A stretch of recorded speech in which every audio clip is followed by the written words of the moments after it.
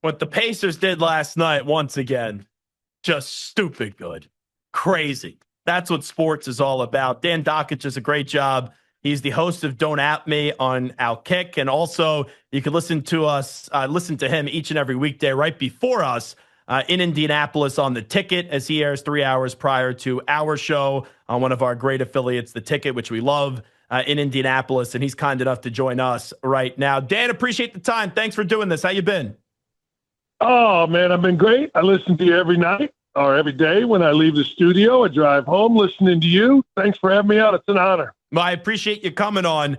What else is there left to say about Tyrese Haliburton and the Pacers? Because I said it in the open. I said it when we brought you in. It's just stupid good what they're doing right now. I want to always act like I'm a genius, right? I did a couple of Haliburton games when I was at ESPN, and I never saw this coming. I'd like to say that I did, Zach. We always want to talk about it when we're right, but I thought he was good. And then when the Pacers made the deal, I thought, yeah, they can't play with Sabonis and Turner anyway. Maybe this kid's going to be all right. Holy cow. I mean, somebody made this point, and I'm a massive Magic Johnson fan. I grew up in Northwest Indiana, Gary, Indiana. I'm not from Southern Indiana where Larry Bird's the king and all that kind of stuff. I always thought Magic was a lot better than Bird. So having said that, I don't really compare a lot of people to Magic. I think Magic, but when I watch this kid, he's not built like Magic, but he has vision like Magic. He's not as flashy as Magic, but he does what is needed. That whole idiotic thing that's going on about, is he a superstar? Well, you're not a superstar because somebody anoints you a superstar. You're a superstar by how you play, and particularly how you play in big moments and how you help your team win. People make superstars out of James Harden or, Paul George. That's superstars. The guys that put up numbers and their teams stink normally. But this kid, man, he's smart. He's fun. He's not afraid of the moment. And if you're going to ask me, give me the one guy in the NBA that you want with the ball, late clock, late game. I don't know, man. He's pretty good. So, no, it's fun to watch. Really fun. How do you describe how he got there? Because like you said, when you were doing games of his, when you were at ESPN, you never thought this was possible. To see what has really transformed the last 2 years and really in this last month and a half, what is it about him that gets him to this level where even in a game like last night, where he wasn't playing great, I knew what the takes were going to be. They didn't come on back. Oh, he's not aggressive. Oh, he needs to shoot the ball more. And in one shot, all those narratives just go into thin air. And it's like, oh, my God, they did it again. Yeah, it's interesting you asked that question because he was bad. And SVP had him on, and they were bad. Like, I was uber critical of him early in the year doing our show because he was bad. I mean, I'm not saying that he wasn't very good for him. I'm saying he was a bad basketball player for the NBA. Like, he was man, you gotta get toughness. You gotta get somebody in there that making you understand you're losing a lot of money. You're losing a ton of cash. He played. He admits it. He didn't play defense early in the year. Horrible, Zach. Horrible. Was turning it over a little bit. Now he's not a lot. Just wasn't good. And all of a sudden, after the first of the year, if you watch what the Pacers have been, they've been as good a team as there is in the league. And you know what? I'm not surprised that they're doing this, but I am, and I'm not surprised that he's doing this, but I appreciate the fact that he is doing it after being bad. You know what I mean? And that just doesn't happen. Yeah, I had a listener reach out to me last night, Dan Dakich here with us. He goes by Louis the Fridge on Twitter. And he says, watching Haliburton, it's like watching Mahomes with his devil magic in football, subpar all game. And then at the end, in the biggest spots, he somehow just makes every single play. I never thought I would be comparing Tyrese Haliburton and Patrick Mahomes before the start of this postseason, but I can't disagree with the take. What's the guy's name? Louis the Fridge? Yeah, Louis the Fridge. Big tweeter to the show. I got to tell you, I never thought I'd be agreeing with a dude named Louis the Fridge. But I am. Here we are, Louis the Fridge.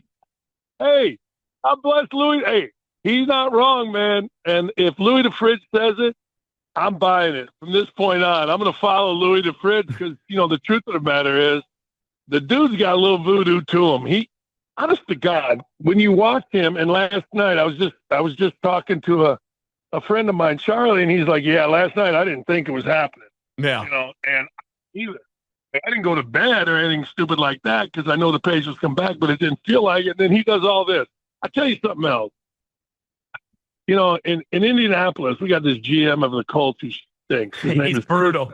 He's terrible. Loves him yeah, he's awful. But everybody loves him in the media. Everybody in the media loves him because he kisses everybody's ass, Zach. Well, and they always talk about him. They haven't been in the playoffs in 3 years. They've been here 9 years. They haven't won a division. Well, Kevin Pritchard and Chad Buchanan, general manager and president of Pacers, they don't get any play. Nobody even knows. They didn't give it a vote, not a single vote for executive of the year. And I'm sitting there going, wait a second. They got Obi Toppin here. They got Neesmith here, cast off, Knicks and Boston. They make the trade. They give her a Sabonis with massive numbers and go get a guy that was good. Okay, but nobody knew him in Sacramento. And, they decide, okay, we're going to keep Miles Turner. We're going to figure that out.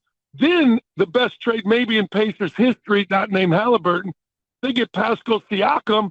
And I'm sitting there going, well, hold on. A team together than this? Hey, look, they didn't do it with a big-time draft choice. Like the Celtics got Tatum third or whatever it was. Pritchard and Buchanan put this team together. And, Zach, it is, as my wife said, who is not from Indy. He's from Toledo. In fact, we just got in the car while I'm talking. You go to a wedding in Toledo. He's like, I don't even care, and I love this team. And that's the kind of dudes they are, and that's the kind of organization the Pacers have. Well, it's funny you bring it up that way, Dan Dakich, because I was talking with a buddy of mine in the studio today, and he's a big Knicks fan, and I like the Knicks as well. And I go, you can't hate this Haliburton. I know he just cooked our asses, but he's impossible to dislike. If you just take away that he beats your team, I don't know how you could dislike him. And also, I'm glad you brought up Siakam. We talk about, the dopey poll that said Haliburton was the most overrated player in the league. Yeah. Is there a more underrated player in the league than Siakam? No. Champion in 7 straight years of 20-plus points. He's ridiculous. No, and you know what? If you go to a game, he's like the most respectful dude. Like he was going to go be a priest or, rabbi, whatever the hell he was going to become. He's going to the seminary, and you watch him. He's coaching guys. He's putting his arm around guys, and then he hits big shots. No. And, I know, that one dude, Sal Liscata, whatever his name is, from New York, man, he went off. He went off. We made you. And I'm sitting there thinking, wait a second. Hey, hold on. Wait, Haliburton whooped your ass twice. Like, I don't know who made who, but I know Haliburton, he whooped some ass in New York. But no, he is a great kid. I mean, I don't mean a good kid. I mean a great kid. Yeah, his dad did a stupid thing. Okay. Sure. I'm glad the Pacers in the NBA said, all right, sentence over. Let's get serious. But Siakam's the same thing. And I'm always on Miles Turner's ass because he doesn't rebound. He had 4 last night on the offensive boards, which was a miracle. But he's like the greatest dude ever. And I don't know, man. It's just it's an organization that from Herb Simon, the owner, through Pritchard, then Buchanan and Carlisle, it just fit. It just, you mentioned New York. All right, well, New York just fires Thibodeau. Nobody likes the owner. There's a bunch of nonsense. You know what I mean? The Pacers are an uninteresting. If you like drama, you like nonsense, Pacers aren't your squad because they just do their job, and now they've, kind of broken through and got to the final. And you know how this works, Dan, being a former coach, it's like, all right, the decision you make, if the shot goes in, you get praised as a genius. If it doesn't, then you're the biggest idiot in the world. How many times I've sat here and done shows, how did this coach not call a timeout? Carlisle trusted his team last night, and Carlisle I've always thought has been a great coach, and we know what he did with the Mavericks, beating the Big Three with the Heat. But on a lot of these lists, like entering the year, you don't see him right at the tippy top. Now with Pop out of the league, Steve Kerr and the Warriors really come and gone. Spoelstra and the Heat, we know they're not going to probably win anything again. What Carlisle does with this team, it's crazy. Yeah, it's Hall of Fame stuff. It's, you win this one, and now you've taken the Pacers to their first ever. I'm going to go back. You didn't go to Syracuse, did you? No, I didn't. I got waitlisted, and then I went to Temple.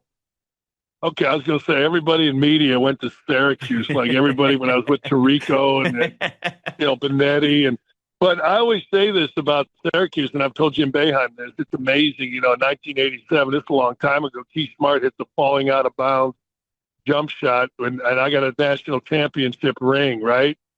Knight didn't call timeout because Knight didn't want to be blamed if it didn't happen. So Boeheim's a bum because he couldn't win the big one. And it was because his team missed a free throw and we hit a falling out of bounds jump shot. So to your point, it is amazing how it goes to jump shots. It goes to make or miss. Last night, for example, last 9 minutes, Pacers made 6 out of 9 threes in those 9 minutes. And in the fourth quarter, OKC made none. And I always say this, and people, again, make fun of me because I'm like, look, yeah, you got to play defense. Yeah, you got to rebound. Don't turn the ball over. Pacers turned it over 6 times in the second half, 19 in the first half, or 18, whatever it was, and they still won the game. Why? Because they made more shots. The world of basketball is such a make or miss deal. And I'm not talking, people say, well, of course you got to make more shots. You got to score more points. No. It's about when you make them 6 threes in the last 9 minutes against 0 threes in the entire fourth quarter, you're going to probably win the game. It's just the way the world works. Before we let you run, let me squeeze in a point on the Colts. I compare Anthony Richardson and Daniel Jones when I was like 5 years old, and my mom said, would you want asparagus or do you want Brussels sprouts? I wanted neither. Both stink. Like this football season, it's over before it even started for the Colts, right, Dan Dakich? No. I'm going to tell you why it's not over. And you can rip me. Please do. I'm betting more money than I've ever bet on any bet ever on the Colts over 7.5 wins. Over. So rip me all you'd like. Over. Wow. They play in a lousy division. They open it up with Miami, who stinks. I've done the math on this. They've won 8 games with Gardner Minshew as quarterback. They won 9 games last year with Anthony Richardson and Joe Flacco. Better. The only reason this season isn't over is because I'm betting my face off. Literally, will have no face if they lose. I'm going to have to get a pour off. But I'm betting the over 7.5. I'm taking all the people making fun of me. Of course, now that Richardson's hurt again, he's not ever not going to be hurt. But I'm taking over 7.5. Wow. And I'm dying on that hill, big boy. I'm dying on that hill. That's a take. All right, one last thing, and I'll let you run because I know you probably used this before when you were coaching. Oh, well, you've never coached, so what do you know about the game? Or players saying, oh, you never played, so how can you comment on it? I would love if one of these players that did that anonymous poll that voted Haliburton overrated, I would love to hear them speak and tell me what they were seeing about 2 months ago. I would love to. We were talking about that. I was talking to Frank Isola about that on my show the other day, and he's like, people say what you just said, and when you vote for MVP, now everybody wants to put those votes and make them public. You got to put your name on it. Yeah. Right? These clowns don't put their name on it. And I also said this, though, I think you'd agree with this. If you look at that list, there's some pretty good names on that list. LeBron was on that list. Giannis was on that list. So, hey. Could be a little bit of a hate vote, if we're being honest. And they voted early in the year. Maybe, because as I said, man, yeah, Haliburton was awful. He was terrible. But you know what? Screw all of them. He keeps making them. And I will say this last thing. I'm apologize if I'm going too long, but I don't know how it is in other cities. But in our town, I've said this forever. It's cold, and I know we got the 500. I know we have great events. Indiana basketball, football, Purdue's been great. We get the Final Four, whatever. But I swear to God, there's nothing like the NBA playoffs in April, in May, when all of a sudden it's nice and the entire town comes alive. Man, you go downtown, you have beer, you sit outside, you get some nachos. It's just an absolute blast. Well, you're wrong. You're wrong, by the way. What's that? Why? Tell me. Going to St. Elmo's, or I once went to the JW Marriott and had some good calamari in one of the restaurants in the lobby. Those are the 2 best things. I got to tell you, I'm not going to lie to you. I like St. Elmo's. But it isn't the best spot. I know it gets the most publicity, but it ain't the best spot. It's just not. I'm telling you. You ever come here, I'll take you to a better spot. Promise you.